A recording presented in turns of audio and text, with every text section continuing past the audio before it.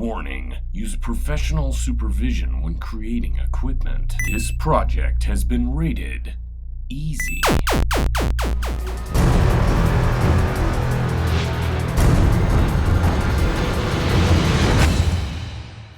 Do-it-yourself Duke here, and how to maintain a chainsaw. We're going to be going over checking the air filter, checking the bar oil and the gasoline, checking the spark plug, and checking that tightness on the chain. That's pretty crucial. Some of the other things we'll talk about too, like safety and how dangerous a chainsaw can be. Let's get to it.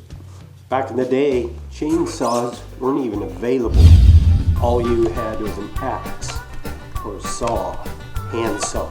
It was a tough go. You need to be strong and dependable to get that firewood in for the winter. But today, we have the modern chainsaw. These things are amazing. This chain will travel at 88 feet per second. That 55 to 60 miles an hour, depending upon the chainsaw and how powerful it is. And here's a chainsaw made in 1963, a Home Light C7. Basically, chainsaws haven't changed much since 1963. The point is, the maintenance is pretty much the same. You have a chain, you have a bar, you have an air filter, you have a spark plug. You take bar oil and mix gas. We're going to go over the maintenance of a chainsaw. So when you go out in the woods and you're ready to cut some firewood or some trees or whatever you need, you can cut lumber or anything wooden with this. In fact, with certain attachments, you can cut concrete or steel. Nevertheless, the maintenance is the same. Let's go into that right now. You may already know this, but the gasoline that goes into a two-cycle engine like the chainsaw has to be mixed with oil. Really simple thing. If you have 5 gallons of gas, this 12.8 fluid ounces of oil is going to mix that 5 gallons. Easy way to do it is pour some in, put some gas in, finish pouring this in, and finish it up with gas, and it'll mix itself. And then you're ready for your mix to put in your chainsaw.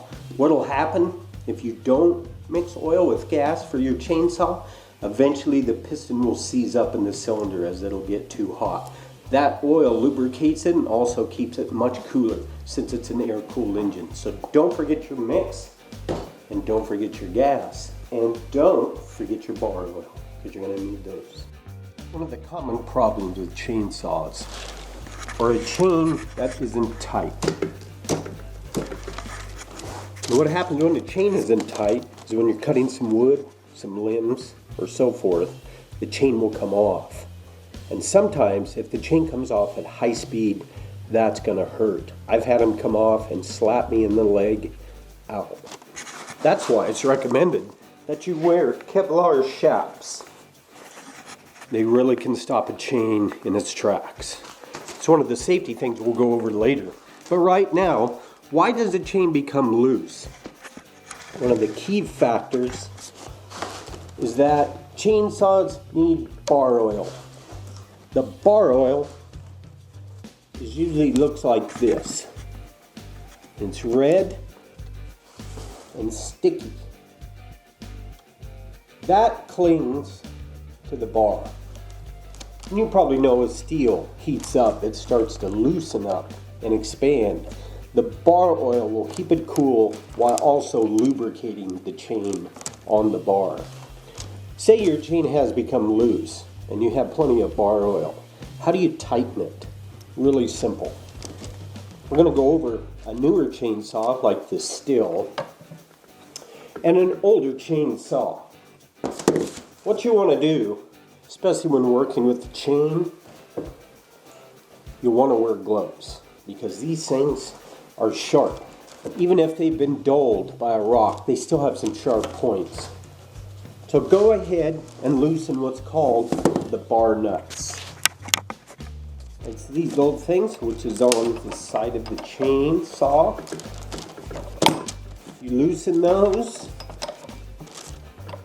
just enough. You don't want to take them all the way off.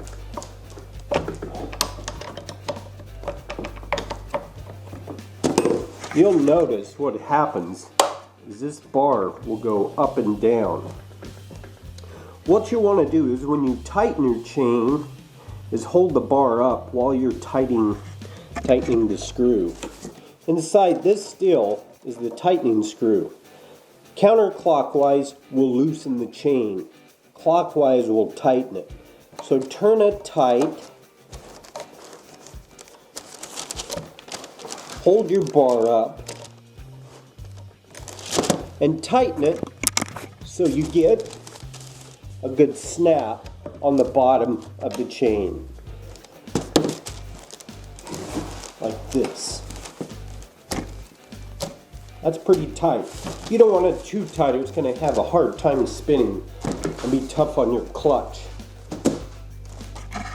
Let's go ahead and pop this off and see what it looks like in there. That's what it looks like inside there. This screw right here is the one that advances the bar forward if you turn it clockwise. And just the opposite when you turn it clockwise. Let's take this off and see what it looks like. I just basically took it off the pin that tightens it. There's your bar. There's your chain. That pin right there is what advances the bar forward and backward. And that screw is what makes it go. Here is where the oil that oils the bar comes out of automatically. Here is the sprocket, right here. Let's get a closer look at that. That's the sprocket. That's what your teeth from your chain fit into. Inside is the clutch. Now when the saw is idling, the chain doesn't move, or shouldn't. But once you hit the trigger and the speed increases, the clutch expands, tightens to this drum, and starts making the chain move very quickly. It's a very instant response. A very well built carburetor. So that's what the inside looks like. Often you have to change your chain or your clutch or your sprocket periodically because of use. So when you put this all back together, a lot of times it's good to slack off your adjustment screw for your bar. So you're going to turn it counterclockwise, and that's going to move it back this way.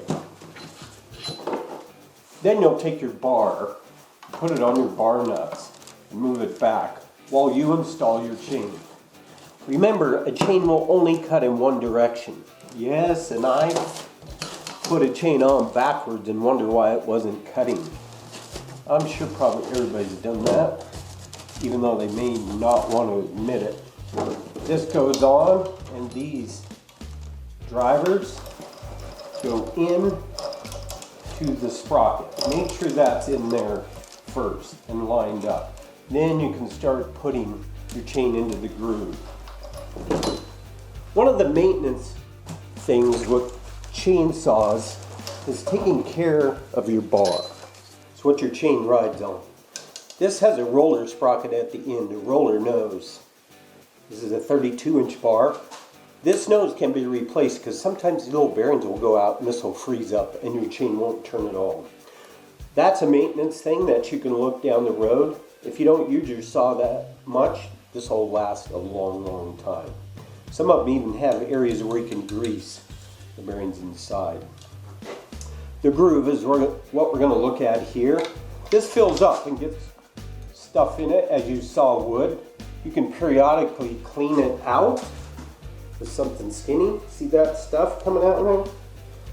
Just sawdust and that kind of thing. A lot of times it'll clean itself out, but if you need to change your chain or take it off or whatever, go ahead and clean that out and inspect it. A really good thing to do in maintenance of a bar is whenever you take it off and you've run it this side for a while, go ahead and turn it over. That helps it wear evenly. That's a good thing to remember. As you can see, there's some wear on the bottom here. Most likely this bar has been used in this direction for quite a while. To eliminate some of that, just turn it over once in a while. And that'll keep that wearing evenly. And you can tell, this is well worn, the writing has been worn off, but there is printing, which is in the steel, on this side. You can always tell. This will tell you the bar pitch, chain, and that sort of thing. And this is a 3/8 and a 32-inch bar. Let's go ahead and put this back on the chainsaw, and then we'll go right to changing the spark plug.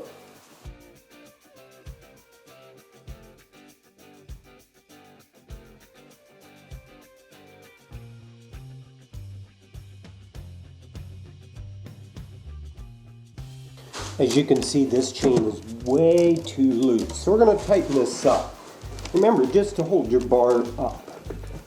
Go ahead, put that screwdriver in there, and start tightening. You can see the chain coming up. That's good, that's plenty good. It'll loosen up sometimes because of the heat, so get it pretty snug. Then go ahead and tighten those bar nuts down. Good and tight. And there we go. That baby's ready to go. Now here's our chainsaw from 1963. The Homelight C7. Looks recognizable. Maybe you remember it from Evil Dead. That was a Homelight. Not this particular model, but a Homelight nevertheless. Let's take this cover off and see what it looks like compared to our modern steel chainsaw. See if it resembles it at all. And there it is. It's just like it. Has a sprocket, has a clutch. The tightening screw to tighten the bar is up here. Sometimes they're in different places. Sometimes they're through here, which is easy to get to, or up front. But there it is, pretty much the same even after all those years. Hey, if it works, why mess with it? Okay, let's go ahead and move on then to the spark plug. Just kidding. On some saws you wonder, where the heck is the spark plug? Well, let's take off the air filter cover and then take this piece off.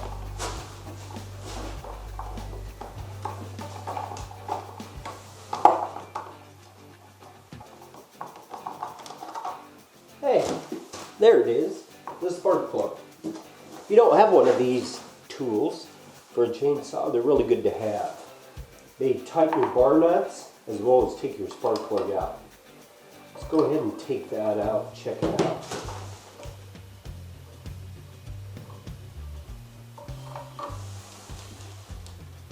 Okay, that's looking a little worn. Shame on me. I should have changed this before, that's why it's running so rough. And me, a former chainsaw operator. I just happen to have an extra one. This has happened to be a Bosch. Let's take it out and check it out. Yep. That's a brand new spark plug. We want to make sure the gap on this is correct, because that spark plug gap has to be right or it won't run to peak performance. You can check that out on the internet for this particular spark plug, and your application or your chainsaw operator's manual might have that information as well. And if you're like me, you don't have the manual, you just look it up and see what's the gap on this, and then we'll go ahead and gap it.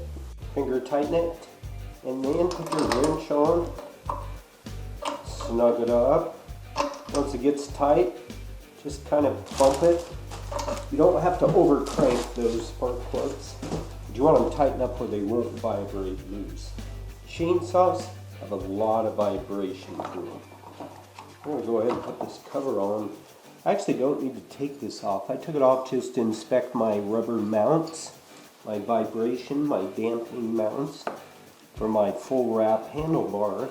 You check that out. So it looks pretty good. Just kind of overall inspect it. Another thing too is this is an air-cooled engine with fins. You want to make sure that's all clean in there because that's how this motor stays cool.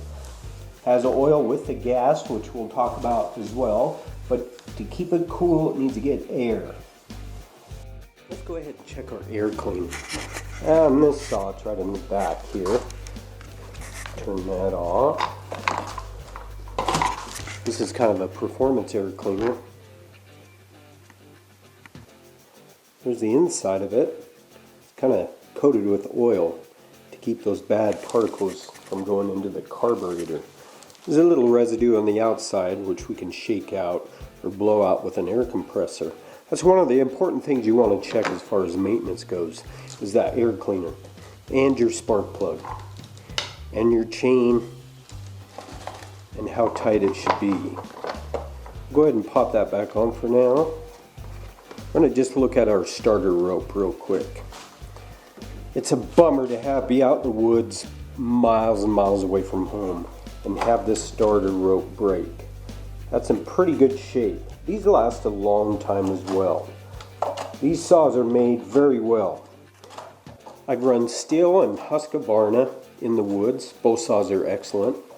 Started out with Stihl, switched over to Husqvarna, and then came back to Stihl.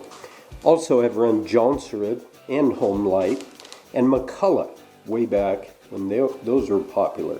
I just want to talk a few things about safety as well. Okay, you've got your air cleaner clean. You've got your spark plug gap, and it's new. You've checked your bar and your chain tightness. You've filled up with bar oil and gas. You even checked your gas tank filter. You've given an overall look. Checked your fins on your motor, your starter rope, your clutch, your sprocket, your nose bar, your bar. All the things you need to do before you start this thing up. Everything's tight, it's got fuel, so let's see what happens. I'm going to choke it.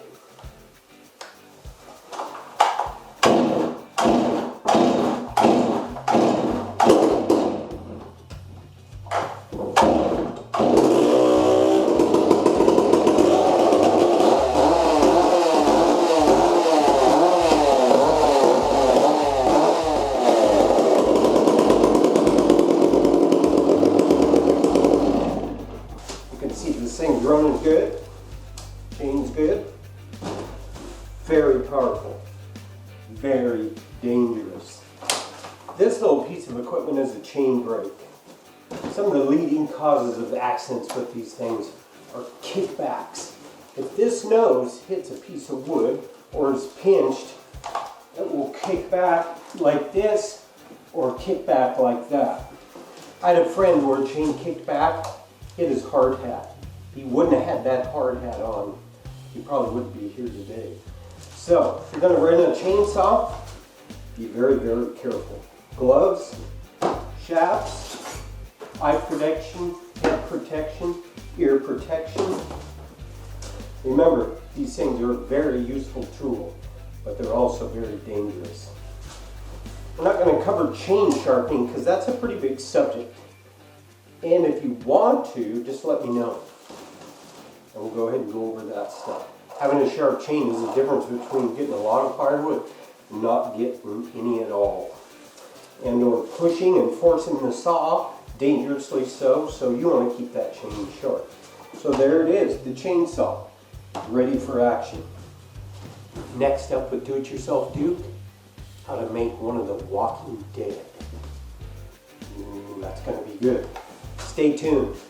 And thanks for all the comments and suggestions. Keep them coming. I love doing this.